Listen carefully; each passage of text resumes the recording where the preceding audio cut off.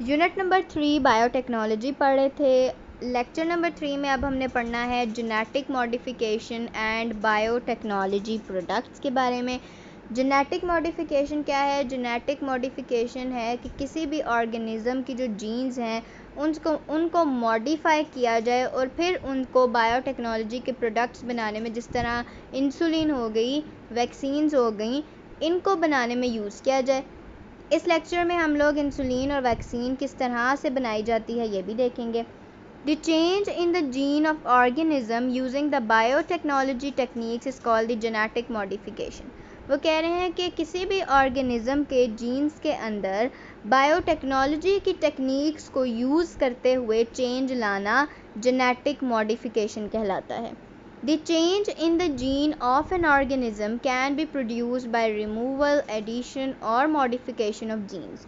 वो कह रहे हैं ये चेंज जो है जीन्स के अंदर वो किसी भी तरीके से लाया जा सकता है। या तो कोई जीन जो है वो रिमूव कर दी जाए उस ऑर्गेनिज्म से, या कोई जीन उसमें ऐड कर दी जाए, या जो जीन्स प्रेजेंट हैं उन्हीं को थोड़ा बहुत मॉडिफाई कर कर उसकी जीन्स को चेंज कर दिया जाए। It is the modern method to change the character of organism. ये एक बहुत ही मॉडर्न मेथड है जेनेटिक इंजीनियरिंग, जिसके ज़रिए जो भी ऑर्गेनिज्म है उसके कैरेक्टर्स को, उसके कैरेक्टरिस्टिक्स को चेंज किया जा सके। For example this process is used in the crops to develop the resistance in the plant against the disease causing micro organism.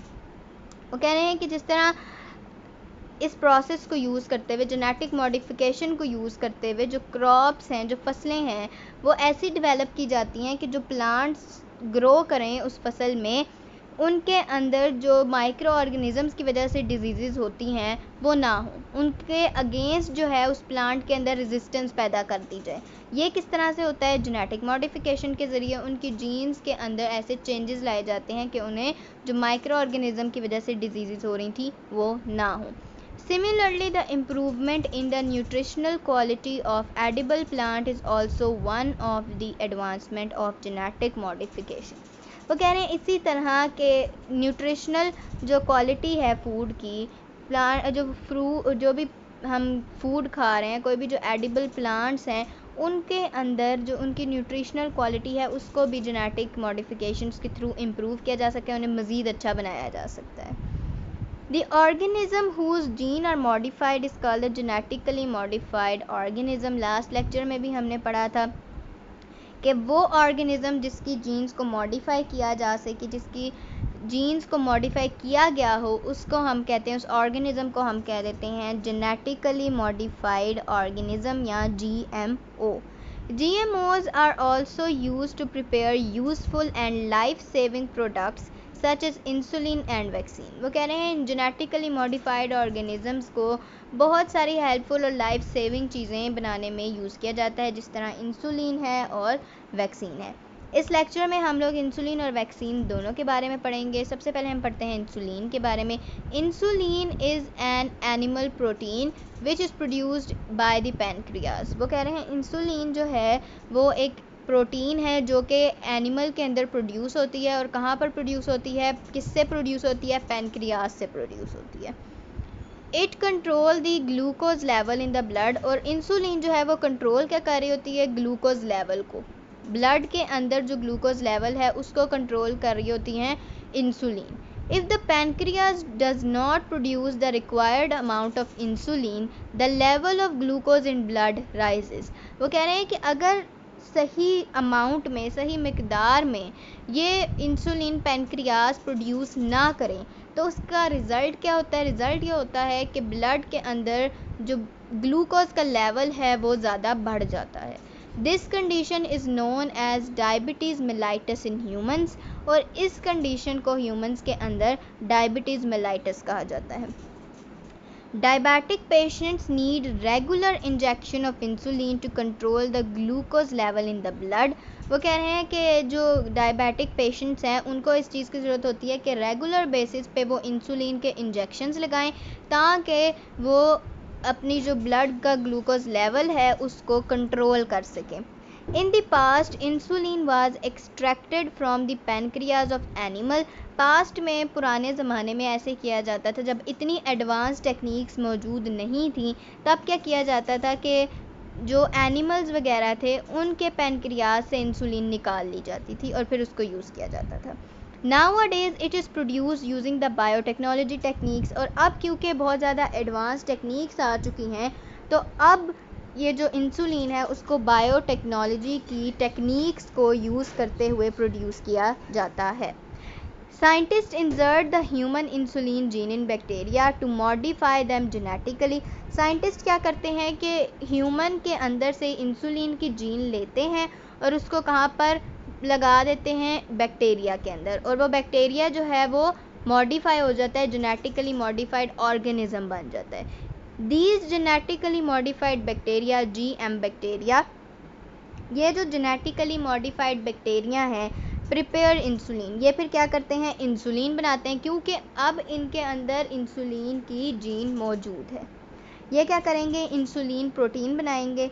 The insulin prepared in GM bacteria is extracted from the bacterial colonies and used. और फिर क्या किया जाता है, ये insulin जो के बने, हमने लास्ट लेक्चर में पढ़ा था कि बैक्टीरिया को इसलिए यूज़ किया जाता है क्योंकि उनका जो रिप्रोडक्शन का रेट है वो बहुत ज़्यादा फास्ट है, वो जल्दी जल्दी से मज़ीद ऑर्गेनिज़म्स प्रोड्यूस करते जाते हैं, रिप्रोड्यूस करते जाते हैं, बहुत ज़्यादा नंबर ऑफ़ ऑर्गेनिज़म्स जो हैं वो बन जाते हैं बहुत कम टाइम में।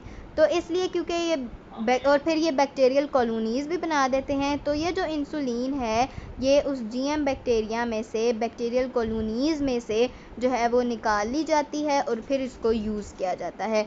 This step of biotechnology technique for the production of insulin is shown in the figure 3.5।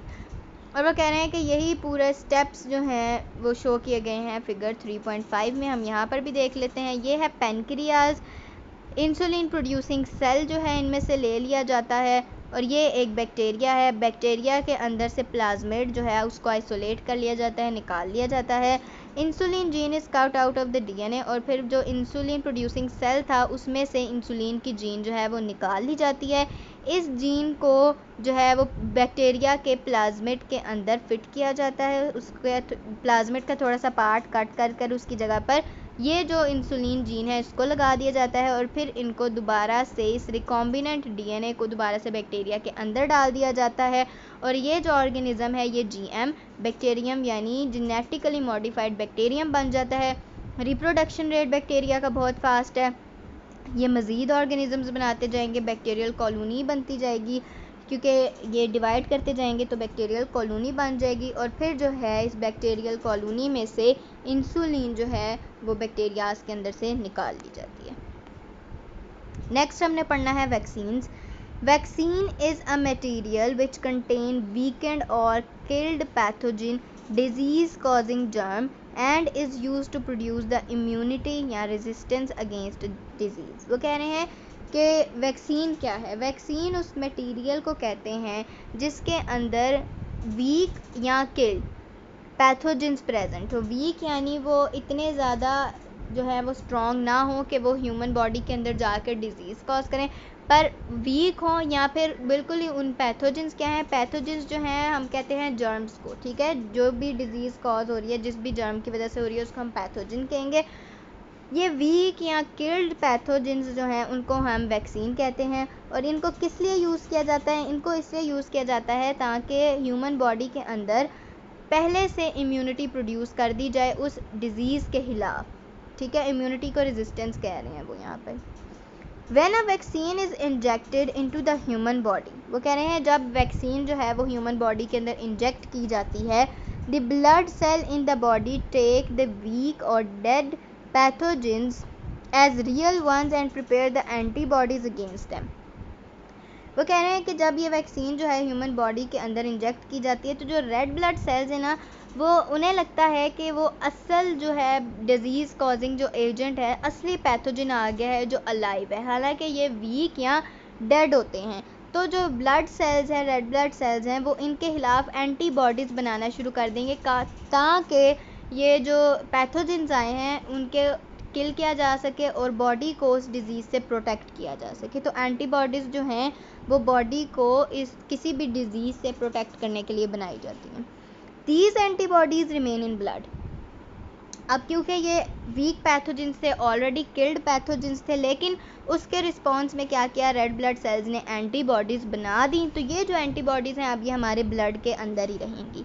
When any real pathogen enter the body, जब भी, अब ये तो वीक और किल्ड पैथोजेंस थे जो हमने इंसर्ट किए थे, लेकिन अगर इसकी जगह कभी बाद में कोई असल पैथोजन आ जाता है, वही जो पैथोजन जिसको हमने किल्ड फॉर्म में या वीकेंड फॉर्म में ह्यूमन बॉडी के अंदर इंजेक्ट किया था, वही अगर रियल फॉर्म में बॉडी के अंदर एंटर कर जाए, the already present antibodies kill it. जो ब्लड के अंदर उस पैथोजन के खिलाफ एंटीबॉडीज़ पहले से प्रेजेंट है, तो वो क्या करेंगी, जैसे ही वो पैथोजन आएगा तो उसको किल कर देंगी, इमीडिएटली उसको किल करेंगी and the body become protected from the disease. और इस तरह से क्या होता है कि बॉडी को उस डिज़ीज़ से प्रोटेक्ट कर दिया जाता है।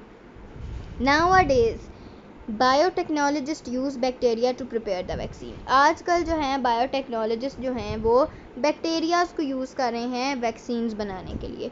दे identify some protein of pathogen that do not cause disease but can stimulate the blood cells to make the antibodies। वो कह रहे हैं, वो आजकल क्या करते हैं कि वो उस पैथोजन की कोई भी प्रोटीन को पहले आइडेंटिफाई करते हैं जो कि डिज़ीज़ कॉज ना करे, लेकिन हाँ इतना काम ज़रूर करे कि वो जब ह्यूमन बॉडी के अंदर एंटर किया जाए तो जो ब्लड है उसके रिस्पॉन्स में एंटीबॉडीज़ बनाए।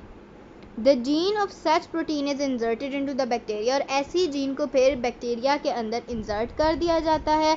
The GM bacteria make colonies and prepare the pathogen protein, और फिर क्या होता है कि ये GM बैक्टीरिया जो है वो डिवाइड करता है, कॉलोनी बन जाती है और जो है ज़्यादा अमाउंट में जो पैथोजन की प्रोटीन है वो प्रिपेयर हो जाती है। These protein act as vaccine, और ये जो प्रोटीन है फिर ये वैक्सीन के तौर पर काम करती है। When this proteins are injected in human body, जब इन प्रोटीन्स को, पैथोजन की प्रोटीन्स को ह्यूमन बॉडी के अंदर इंजेक्ट किया जाता है, it's blood cell produce the antibodies, तो ह्यूमन के जो ब्लड सेल हैं वो एंटीबॉडीज़ प्रोड्यूस करना स्टार्ट कर देते हैं। These antibodies can kill the kind of pathogen from which the gene was taken, और ये जो एंटीबॉडीज़ हैं ये फिर उस पैथोजन को किल करने में हेल्प करती हैं जिसकी जीन ली गई थी। In this way the human become safe from that kind of pathogen, और इस तरह से फिर जिस भी पैथोजन की प्रोटीन ह्यूमन के अंदर इंजेक्ट की जाती है उसके खिलाफ एंटीबॉडीज़ बनती हैं। तो अगर वो रियल पैथोजन आ जाएगा तो ह्यूमन बॉडी की अंदर जो एंटीबॉडीज़ प्रेजेंट थी वो क्या करेंगी, वो बचा लेंगी हमें उस डिज़ीज़ से। Vaccines for hepatitis B, thyroid, measles etcetera have been developed using biotechnology. वो कह रहे हैं कि हेपेटाइटिस बी, थायराइड और मीसल्स की ये बीमारियां हैं तीनों, इन तीनों के ख़िलाफ़ जो है ये जो बायोटेक्नोलॉजी को यूज़ करते हुए वैक्सीन्स बना ली गई हैं।